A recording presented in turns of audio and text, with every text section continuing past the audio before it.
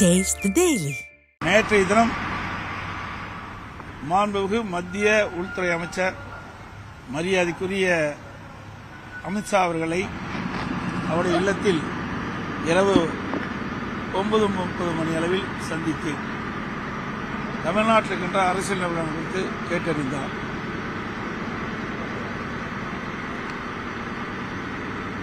தமிழகத்தை பொறுத்தவரைக்கும் திராவிட முன்னேற்ற கழக அரசு அகற்றப்பட வேண்டும் என்ற அடிப்படையில் அனைத்து இந்திய அண்ணா திராவிட முன்னேற்ற கழகம், தேசிய ஜனநாயக கூட்டணிகள் மற்றும் பாட்டாளி மக்கள் கட்சி இன்னும் பல கட்சிகள் சேர இருக்கின்றன. ஒரு வலுவான கூட்டணி அமைக்கப்படும். எங்களுடைய கூட்டணி வெற்றி கூட்டணியாக அமையும். நடைபெறுகின்ற சட்டமன்ற தேர்தலில் திராவிட முன்னேற்ற கழகத்தை வீழ்த்தி எங்களுடைய கூட்டணி அதிக இடங்களில் வெற்றி பெற்று ஆட்சி அமைக்கும் என்பதை இந்த நேரத்தில் தெரிவித்துக் கொள்கிறேன். அதோடு திரு ஸ்டாலின் அவர்கள் அண்மையில் உறுதியளிக்கப்பட்ட ஓய்வு திட்டம் என்ற ஒரு அறிவிப்பை அறிவிச்சிருக்கிறார். இது அரசு ஊழியர்களை ஏமாற்றக்கூடிய ஒரு நாடகமாகத்தான் பார்க்கப்படுகிறது. ஏற்கனவே பழைய ஓய்வு திட்டத்தில் அரசுடைய பங்களிப்பு இல்லை. அவர்கள் பழைய ஓய்வு திட்டத்தை நடைமுறைப்படுத்த வேண்டும் என்று கோரிக்கை வைத்தார்கள். 2021 சட்டமன்ற பொதுத் தேர்தலின் போது திராவிட முன்னேற்ற கழக தேர்தல் அறிக்கையில் திராவிட முன்னேற்ற கழகம் ஆட்சிக்கு வந்தால் பழைய ஓய்வு திட்டத்தை நிறைவேற்றப்படும் என்று அறிவிப்பை வெளியிட்டார்கள். அதைத்தான் அவர்கள் வலியுறுத்தி போராட்டம் நடத்தியிருக்கிறார்கள். அவர்கள் போராட்டத்தை கையில எடுத்தவுடன் திராவிட முன்னேற்ற கழக அரசு ஒரு நாடகத்தை இப்பொழுது அரங்கேற்றிருக்கிறது. புதிதாக உறுதியளிக்கப்பட்ட ஓய்வு திட்டம் என்ற ஒரு அறிவிப்பை வெளியிட்டு அரசு ஊழியர்களை இன்றைய தினம் ஏமாற்றியிருக்கிறது. இன்றைக்கு ஒருங்கிணைந்த பென்ஷன் திட்டம், மத்திய அரசு அறிவிக்கப்பட்ட திட்டம் UPS, அதே வடிவத்தில்தான் இப்பொழுது திராவிட முன்னேற்ற கழக அரசு அறிவிக்கப்பட்ட உறுதியளிக்கப்பட்ட ஓய்வு திட்டம். எந்த வேறுபாடுமே இல்லை. அதுல பேரை மட்டும்தான் மாத்தி மாத்தி வச்சிருக்கிறாங்க. மத்திய அரசு அறிவிக்கப்பட்ட பென்ஷன் திட்டத்தில் பிரைஸ் இண்டெக்ஸ் இருக்குது, விலைவாசி புள்ளி உயர்வு. இவர்கள் அறிவிக்கப்பட்டது தற்போது தீய அகவலைப்படி, அது ரெண்டு தான் பேர் மாற்றம். இரண்டாவது, பழைய ஓய்வு திட்டத்தில் 10 ஆண்டுக்கு ஒரு முறை பே கமிஷன் படி ஊதிய குழு பரிந்துரைப்படி 10 ஆண்டுக்கு ஒரு முறை ஊதியம் உயர்த்தி வழங்கப்படும் அரசு ஊழியர்களுக்கு. அதன் அடிப்படையில் பென்ஷன் மாற்றி அமைக்கப்படும். ஆனால் இப்பொழுது அறிவிக்கப்பட்ட அந்த அறிவிப்பில் அது இடம்பெறல. பழைய ஓய்வு திட்டத்தில் அது இடம்பெற்றிருக்குது. அது அரசு ஊழியருக்கு பாதிப்பு ஏற்படுத்துகின்றது.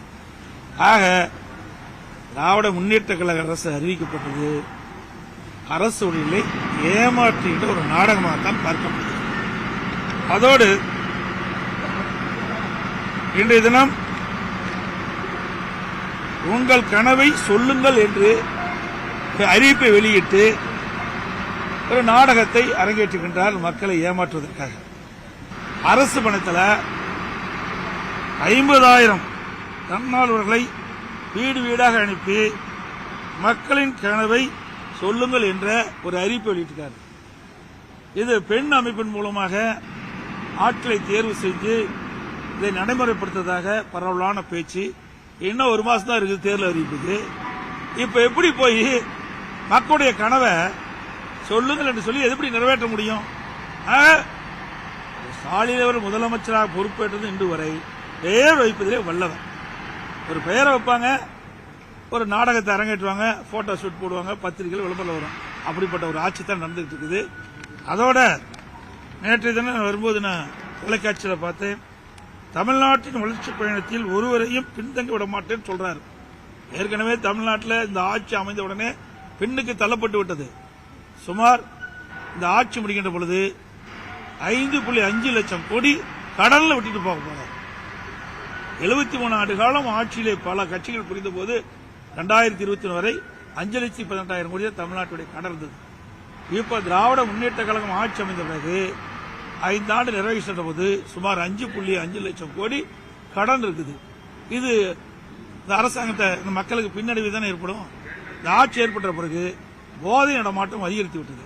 எங்க பார்த்தாலும் கொலை, கொள்ளை, திருட்டு, பாலியல் கொடுமை, போக்சோஸ் வழக்கு அதிகமாக பதிவு செய்து சிறுமிகளுக்கு பாதுகாப்பு இல்ல, பெண்களுக்கு பாதுகாப்பு இல்ல. இன்றைக்கு தமிழ்நாடு பின்னோக்கி கொண்டிருக்கிறது இந்த ஆட்சியிலே. சார், நேற்றுக்கு உள்துறை அமைச்சரை சந்திக்கும் போது அந்த கூட்டணி நிலவரங்கள் பத்தி பேசப்பட்டதா? கூட்டணி நிலவரம் பற்றிலாம் பேசல. நான் தான் சொல்லியிருக்கேன், தமிழ்நாட்டில் நிலவுகின்ற அரசியல் சூழலை பற்றி கேட்டார். ஏன்னா அண்மையில் அங்கே வந்து இப்போ புதுக்கோட்டைக்கு வந்து வந்தார், அந்த யாத்திரா நிறைவு விழாவுக்காக வந்தார். அப்போ நாங்கள் போக முடியல. ஏன்னா எனக்கு வந்து சேலத்தில் ஒரு மீட்டிங் இருந்தது, கள்ளக்குறிச்சியில் மீட்டிங் இருந்தது. அப்போ சந்திக்கிறா திட்டமிட்டிருந்தோம். 2 மீட்டிங் இருந்ததுனால நான் போய் அவர் சந்திக்க முடியல. அதனால இங்கே சந்திச்சு தமிழ்நாட்டில் இருக்கின்ற அரசியல் சூழலை கேட்டதில்லை. நேற்றுக்கு பாட்டாளி மக்கள் கட்சியை சேர்ந்த அன்புமணி ராமதாசுடன் வந்த கூட்டணி முடிவடைஞ்சது, சீட் ஷேரிங் எல்லாம் முடிவடைஞ்சது. சீட் எவ்வளவு அப்படின்றத பின்னாடி சொல்றேன்னு சொன்னீங்க. வேறையும் கட்சிகள் வந்து இந்த கூட்டணியில வரும் அப்படின்னு நேற்றுக்கு நீங்க பேசும்போது சொல்லியிருக்கீங்க. எந்தெந்த கட்சிகளுடன் அது பேச்சுவார்த்தைகள் வந்து வெளிப்படையா அது சொல்ல முடியாது. அதாவது நான் ஏற்கனவே சொன்ன மாதிரி இப்ப பாட்டாளி மக்கள் கட்சி எங்களோட இணைஞ்சிட்டாங்க.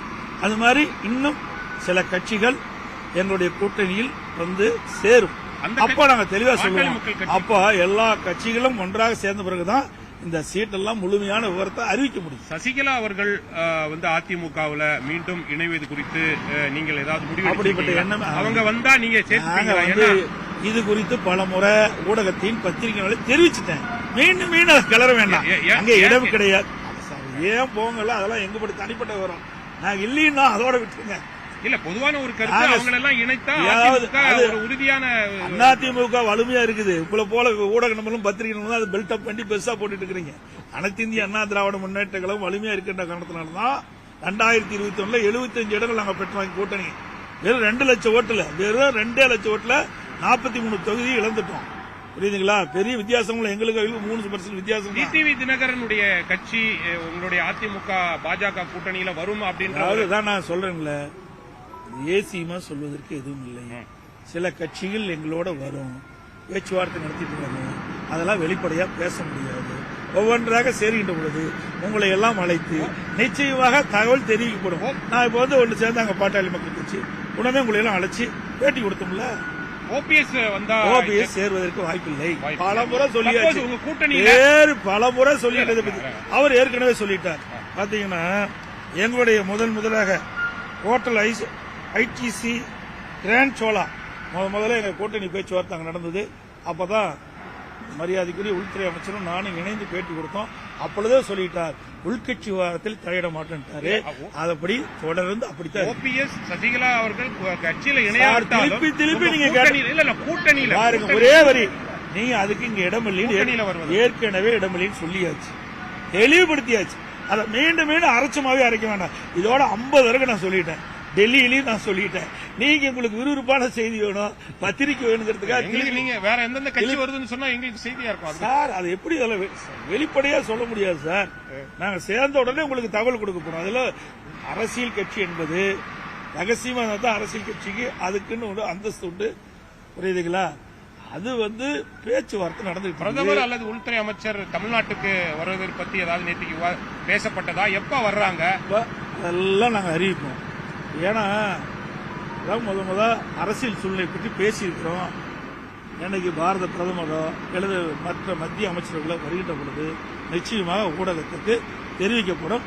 அது பாரதிய ஜனதா கட்சியுடைய தலைவர்களும் தெரிவிப்பாங்க, நாங்களும் தெரிவிப்போம்.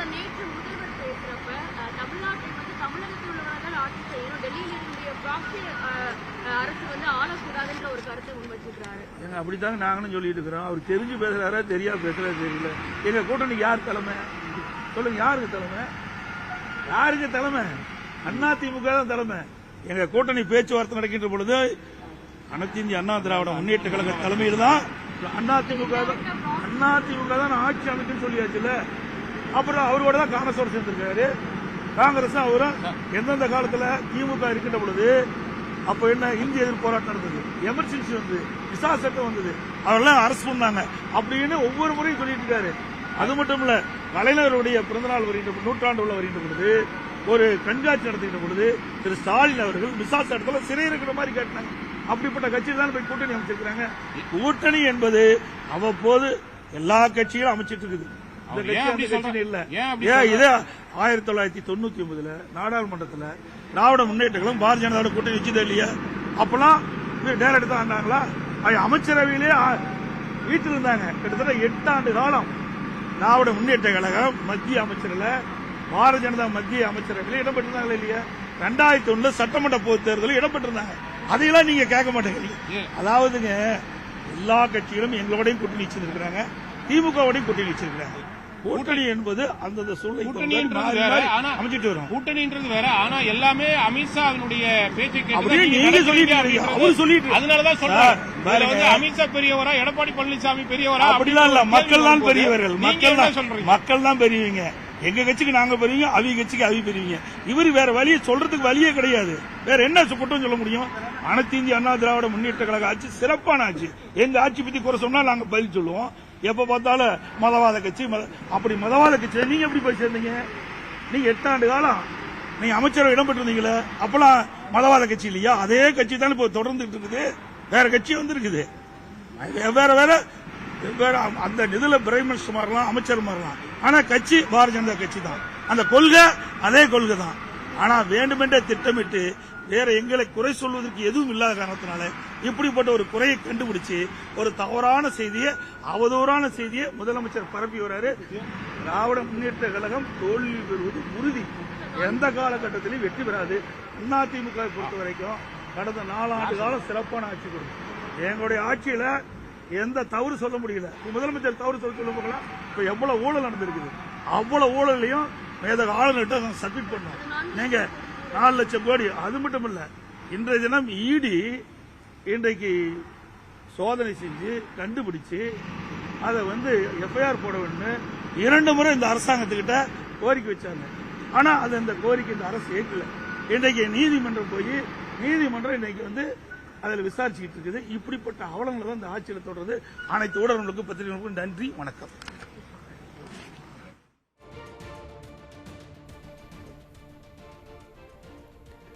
டெல்லி விமான நிலையத்தில் அதிமுக பொதுச் செயலாளர் புரட்சித் தமிழர் எடப்பாடி கே பழனிசாமி செய்தியாளர்களை சந்தித்த காட்சிகளை பார்த்தோம். தற்போது அந்த காட்சிகளை மீண்டும் ஒருமுறை பார்க்கலாம். அனைத்து ஊடக நண்பர்களுக்கும் பத்திரிகை நண்பர்களுக்கும் காலை வணக்கம். நேற்றைய தினம் மாண்புமிகு மத்திய உள்துறை அமைச்சர் மரியாதைக்குரிய அமித்ஷா அவர்களை அவருடைய இல்லத்தில் இரவு 9:30 மணி அளவில் சந்தித்து தமிழ்நாட்டில் இருக்கின்ற அரசியல் நிலவரம் குறித்து கேட்டறிந்தார்.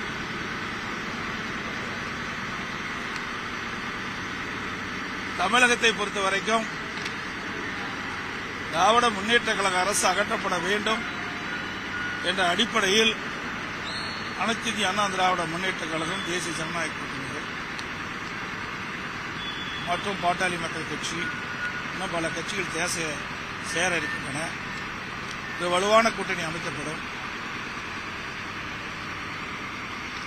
எங்களுடைய கூட்டணி வெற்றி கூட்டணியாக அமையும். நடைபெறுகின்ற சட்டமன்ற தேர்தலில் திராவிட முன்னேற்ற கழகத்தை வீழ்த்தி எங்களுடைய கூட்டணி அதிக இடங்களில் வெற்றி பெற்று ஆட்சி அமைக்கும் என்பதை இந்த நேரத்தில் தெரிவித்துக் கொள்கிறேன். அதோடு திரு ஸ்டாலின் அவர்கள் அண்மையில் உறுதியளிக்கப்பட்ட ஓய்வு திட்டம் என்ற ஒரு அறிவிப்பை அறிவிச்சிருக்கிறார். இது அரசு ஊழியர்களை ஏமாற்றக்கூடிய ஒரு நாடகமாகத்தான் பார்க்கப்படுகிறது. ஏற்கனவே பழைய ஓய்வு திட்டத்தில் அரசுடைய பங்களிப்பு இல்லை. அவர்கள் பழைய ஓய்வு திட்டத்தை தான் நடைமுறைப்படுத்த வேண்டும் என்று கோரிக்கை வைத்தார்கள். 2021 சட்டமன்ற பொதுத் தேர்தலின் போது திராவிட முன்னேற்ற கழக தேர்தல் அறிக்கையில் திராவிட முன்னேற்ற கழகம் ஆட்சிக்கு வந்தால் பழைய ஓய்வு திட்டத்தை நிறைவேற்றப்படும் என்று அறிவிப்பை வெளியிட்டார்கள். அதைத்தான் அவர்கள் வலியுறுத்தி போராட்டம் நடத்தியிருக்கிறார்கள். அவர்கள் போராட்டத்தை கையிலே எடுத்தவுடன் திராவிட முன்னேற்ற கழக அரசு ஒரு நாடகத்தை இப்பொழுது அரங்கேற்றிருக்கிறது. புதிதாக உறுதியளிக்கப்பட்ட ஓய்வு திட்டம் என்ற ஒரு அறிவிப்பை வெளியிட்டு அரசு ஊழியர்களை இன்றைய தினம் ஏமாற்றிருக்கிறது. இன்றைக்கு ஒருங்கிணைந்த பென்ஷன் திட்டம் மத்திய அரசு அறிவிக்கப்பட்ட திட்டம் யூபிஎஸ் அதே வடிவத்தில் தான் இப்பொழுது திராவிட முன்னேற்ற கழக அரசு அறிவிக்கப்பட்ட உறுதியளிக்கப்பட்ட ஓய்வு திட்டம். எந்த வேறுபாடுமே இல்லை. அதுல பேரை மட்டும்தான் மாத்தி மாத்தி வச்சிருக்கிறாங்க. மத்திய அரசு அறிவிக்கப்பட்ட பென்ஷன் திட்டத்தில் பிரைஸ் இண்டெக்ஸ் இருக்குது, விலைவாசி புள்ளி உயர்வு. இவர்கள் அறிவிக்கப்பட்டது தற்போது தீய அகவலைப்படி, அது ரெண்டு தான் பேர் மாற்றம். இரண்டாவது, பழைய ஓய்வு திட்டத்தில் 10 ஆண்டுக்கு ஒரு முறை பே கமிஷன் படி ஊதிய குழு பரிந்துரைப்படி 10 ஆண்டுக்கு ஒரு முறை ஊதியம் உயர்த்தி வழங்கப்படும் அரசு ஊழியர்களுக்கு. அதன் அடிப்படையில் பென்ஷன் மாற்றி அமைக்கப்படும். ஆனால் இப்பொழுது அறிவிக்கப்பட்ட அந்த அறிவிப்பில் அது இடம்பெறல. பழைய ஓய்வு திட்டத்தில் அது இடம்பெற்றிருக்குது. அது அரசு ஊழியருக்கு பாதிப்பு ஏற்படுத்திக்கிட்டது. ஆக திராவிட முன்னேற்ற கழக அரசு அறிவிக்கப்பட்டது அரசு ஊழியர்களை ஏமாற்றுகின்ற ஒரு நாடகமாகத்தான் பார்க்கப்படுகிறது. அதோடு இன்றைய தினம் உங்கள் கனவை சொல்லுங்கள் என்று ஒரு அறிவிப்பை வெளியிட்டு ஒரு நாடகத்தை அரங்கேற்றுகின்றார் மக்களை ஏமாற்றுவதற்காக. அரசு பணத்தில் 50,000 தன்னார்வலர்களை வீடு வீடாக அனுப்பி மக்களின் கனவை சொல்லுங்கள் என்ற ஒரு அறிவிப்பை வெளியிட்டார். இது பெண் அமைப்பின் மூலமாக ஆட்களை தேர்வு செஞ்சு இதை நடைமுறைப்படுத்துவதாக பரவலான பேச்சு. இன்னும் 1 மாசம் தான் இருக்குது தேர்தல் அறிவிப்புக்கு. இப்ப எப்படி போய் மக்களுடைய கனவை சொல்லுங்கள் என்று சொல்லி எப்படி நிறைவேற்ற முடியும்? ஸ்டாலின் அவர் முதலமைச்சராக பொறுப்பேற்றது இன்று வரை பெயர் வைப்பதிலே வல்லவர். ஒரு பெயரை வைப்பாங்க, ஒரு நாடகத்தை அரங்கேற்றுவாங்க, போட்டோ ஷூட் போடுவாங்க, பத்திரிகைகள் விளம்பரம் வரும். அப்படிப்பட்ட ஒரு ஆட்சி தான் நடந்துட்டு இருக்குது. அதோட நேற்றைய தினம் வரும்போது நான் தொலைக்காட்சியில் பார்த்தேன், தமிழ்நாட்டின் வளர்ச்சி பயணத்தில் ஒருவரையும் பின்தங்க விட மாட்டேன்னு சொல்றாரு. ஏற்கனவே தமிழ்நாட்டில் இந்த ஆட்சி அமைந்த உடனே பின்னுக்கு தள்ளப்பட்டு விட்டது. சுமார் இந்த ஆட்சி முடிக்கின்ற பொழுது 5.5 லட்சம் கோடி கடல்ல விட்டுட்டு போக போறார். 73 ஆண்டு காலம் ஆட்சியிலே பல கட்சிகள் புரிந்த போது 2021 வரை 5,18,000 கோடி தமிழ்நாட்டுடைய கடன் இருந்தது. இப்ப திராவிட முன்னேற்ற கழகம் ஆட்சி அமைந்த பிறகு 5 ஆண்டு நிறைவு சென்ற போது சுமார் 5.5 லட்சம் கோடி கடன் இருக்குது. இது இந்த அரசாங்கத்தை இந்த மக்களுக்கு பின்னடைவு தானே ஏற்படும். இந்த ஆட்சி ஏற்பட்ட பிறகு போதை நடமாட்டம் அதிகரித்து விட்டது. எங்க பார்த்தாலும் கொலை, கொள்ளை, திருட்டு, பாலியல் கொடுமை, போக்சோஸ் வழக்கு அதிகமாக பதிவு செய்து சிறுமிகளுக்கு பாதுகாப்பு இல்ல, பெண்களுக்கு பாதுகாப்பு இல்ல. இன்றைக்கு தமிழ்நாடு பின்னோக்கி கொண்டிருக்கிறது இந்த ஆட்சியிலே. சார், நேற்றுக்கு உள்துறை அமைச்சரை சந்திக்கும் போது அந்த கூட்டணி நிலவரங்கள் பத்தி பேசப்பட்டதா? கூட்டணி நிலவரம் எல்லாம் பேசல. நான் தான் சொல்லியிருக்கேன், தமிழ்நாட்டில் நிலவுகின்ற அரசியல் சூழலை பற்றி கேட்டார். ஏன்னா அண்மையில் அங்க வந்து இப்ப புதுக்கோட்டைக்கு வந்து வந்தார், அந்த யாத்திரா நிறைவு விழாவுக்காக வந்தார். அப்போ நாங்கள் போக முடியல. ஏன்னா எனக்கு வந்து சேலத்தில் ஒரு மீட்டிங் இருந்தது, கள்ளக்குறிச்சியில் மீட்டிங் இருந்தது. அப்போ சந்திக்கிறா திட்டமிட்டிருந்தோம். 2 மீட்டிங் இருந்ததுனால நாங்கள் போய் அவர் சந்திக்க முடியல. அதனால இங்க சந்திச்சு தமிழ்நாட்டில் இருக்கின்ற அரசியல் சூழலை கேட்டதில்லை. நேற்றுக்கு பாட்டாளி மக்கள் கட்சியை சேர்ந்த அன்புமணி ராமதாசுடன் வந்த கூட்டணி முடிவடைஞ்சது, சீட் ஷேரிங் எல்லாம் முடிவடைஞ்சது. சீட் எவ்வளவு அப்படின்றத பின்னாடி சொல்றேன்னு சொன்னீங்க. வேறையும் கட்சிகள் வந்து இந்த கூட்டணியில வரும் அப்படின்னு நேற்றுக்கு நீங்க பேசும்போது சொல்லியிருக்கீங்க. எந்தெந்த கட்சிகளுடன் அது பேச்சுவார்த்தைகள் வந்து வெளிப்படையா அது சொல்ல முடியாது. அதாவது நான் ஏற்கனவே சொன்ன மாதிரி இப்ப பாட்டாளி மக்கள் கட்சி எங்களோட இணைஞ்சிட்டாங்க. அது மாதிரி இன்னும் சில கட்சிகள் எங்களுடைய கூட்டணியில் வந்து சேரும். அப்ப நாங்க தெளிவா சொல்லுவோம். அப்ப தெரிவிச்சுட்டேன். மீண்டும் மீண்டும் கிளற வேண்டாம், அங்க இடம் கிடையாது. ஏன் போங்கல, அதெல்லாம் எங்க படி தனிப்பட்ட வரும். நான் இல்லைன்னா அதோட விட்டுருங்க. இல்ல, பொதுவான ஒரு கருத்து அவங்களெல்லாம் இணைத்தா ஒரு உறுதியான அதிமுக வலிமையா இருக்குது. உங்களை போல ஊடக நம்பரும் பத்திரிகை நம்பரும் அது பில்ட் அப் பண்ணி பெருசா போட்டுட்டு இருக்கிறீங்க. அனைத்து இந்திய அண்ணா திராவிட முன்னேற்ற கழகம் வலிமையா இருக்கின்ற காரணத்தினால்தான் 2021 75 இடங்கள் நாங்க பெற்றோம். கூட்டணி வெறும் 2 லட்சம் ஓட்டுல, வெறும் 2 லட்சம் ஓட்டுல 43 தொகுதி இழந்துட்டோம். புரியுதுங்களா? பெரிய வித்தியாசம் எங்களுக்கு 3% வித்தியாசம். டிடிவி தினகரனுடைய கட்சி உங்களுடைய அதிமுக பாஜக கூட்டணியில வரும் அப்படின்றதான் நான் சொல்றேன்ல. ஏசியமா சொல்வதற்கு எதுவும் இல்லை. சில கட்சிகள் எங்களோட வரும், பேச்சுவார்த்தை நடத்திட்டு இருக்காங்க. அதெல்லாம் வெளிப்படையா பேச முடியாது. ஒவ்வொன்றாக சேர்கின்ற பொழுது உங்களை எல்லாம் அழைத்து நிச்சயமாக தகவல் தெரிவிக்கப்படும். நான் இப்ப வந்து ஒன்று சேர்ந்தாங்க பாட்டாளி மக்கள் கட்சி, உடனே உங்களை எல்லாம் அழைச்சி பேட்டி கொடுத்தோம்ல. ஓபிஎஸ் சேர்வதற்கு வாய்ப்பில்லை. பலமுறை சொல்லியாச்சு, பலமுறை சொல்லிட்டதை பத்தி அவர் ஏற்கனவே சொல்லிட்டார். பாத்தீங்கன்னா எங்களுடைய முதலாக ஹோட்டல் ஐடிசி கிராண்ட் சோலா முதல்ல எங்க கூட்டணி பேச்சுவார்த்தை அங்க நடந்தது. அப்பதான் மரியாதைக்குரிய உள்துறை அமைச்சரும் நானும் இணைந்து பேட்டி கொடுத்தோம். அப்பொழுதே சொல்லிட்டார், உள்கட்சி விவகாரத்தில் தலையிட மாட்டேன்ட்டாரு.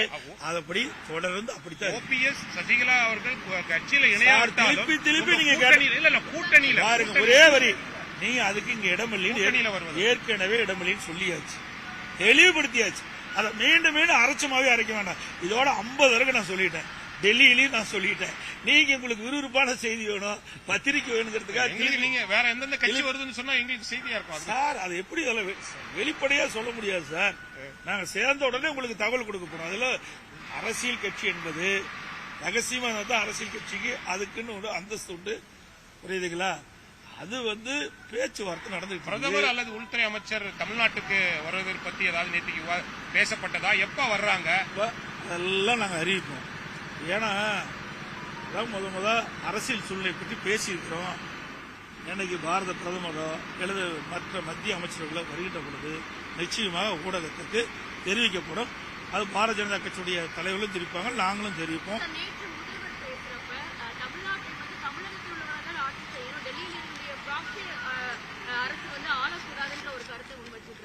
அப்படித்தாங்க நாங்களும் சொல்லிட்டு இருக்கிறோம். அவர் தெரிஞ்சு பேசுறாரா தெரியாம பேசுறாரு தெரியல.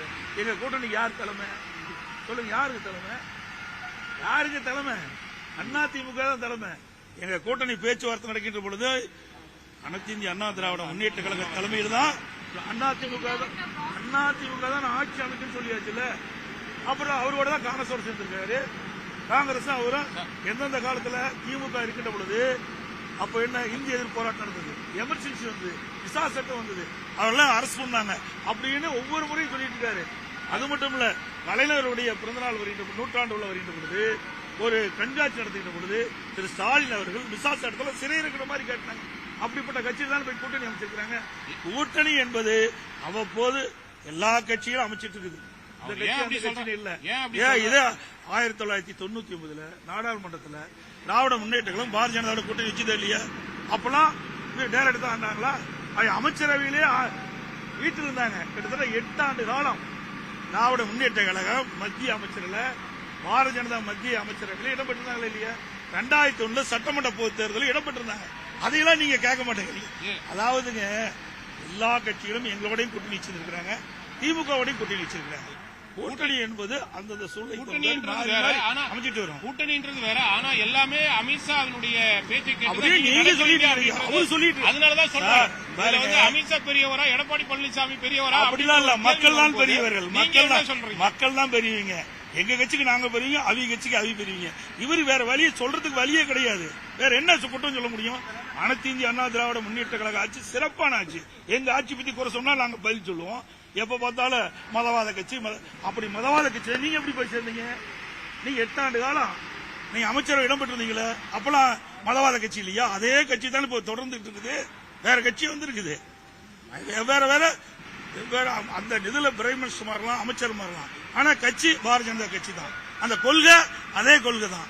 ஆனா வேண்டுமென்றே திட்டமிட்டு வேற எங்களை குறை சொல்வதற்கு எதுவும் இல்லாத காரணத்தினால இப்படிப்பட்ட ஒரு குறையை கண்டுபிடிச்சு ஒரு தவறான செய்தியை, அவதூறான செய்தியை முதலமைச்சர் பரப்பி வராரு.